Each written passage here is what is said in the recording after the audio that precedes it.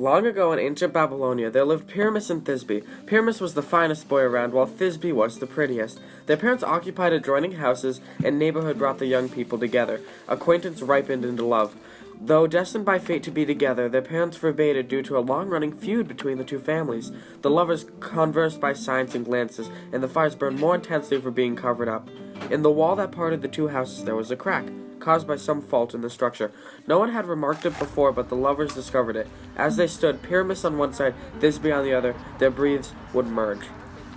Such words they uttered on different sides of the wall, and when night came and they must say farewell, they pressed their lips upon the wall, she on her side, he on his, as they could come no nearer. We owe you, we confess, the privilege of transmitting loving words to willing ears.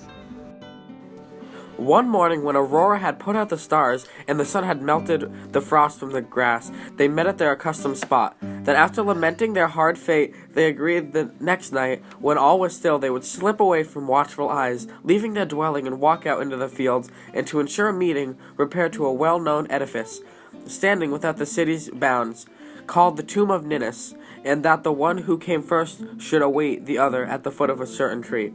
It was a white mulberry tree stood near a cool spring. All was agreed on, and they waited impatiently for the sun to go down beneath the waters and night to rise up from them. As the sun finally set, Thisbe carefully stole forth, unobserved by the family. Her head covered with a veil, made her way to the monument and sat down under the tree. As she sat alone in the dim light of the evening, she described a lioness, her jaws reeking with recent slaughter, approaching the fountain to slake her thirst. Thisbe fled at the sight and sought refuge in a hollow of a rock. As she fled, she dropped her veil. Pyramus, having been delayed, now approaching the place of meeting, he saw in the sand of the footsteps of the lion, and the color fled from his cheeks at the sight. Presently, he found the veil all rent and bloody. He took up the veil, carried it with him to the appointed tree, and covered it with kisses and with tears. Drawing his sword, plunged it into his heart. The blood spurted from the wound and tinged the white mulberries of the tree all red, and sinking into the earth, reached the roots, so that the red color mounted through the trunk to the fruit.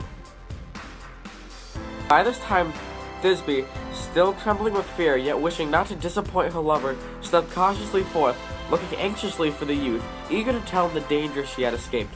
When she came to the spot and saw the changed color of the mulberries, she doubted whether it was the same place. While she hesitated, she saw the form of one struggling in the agonies of death.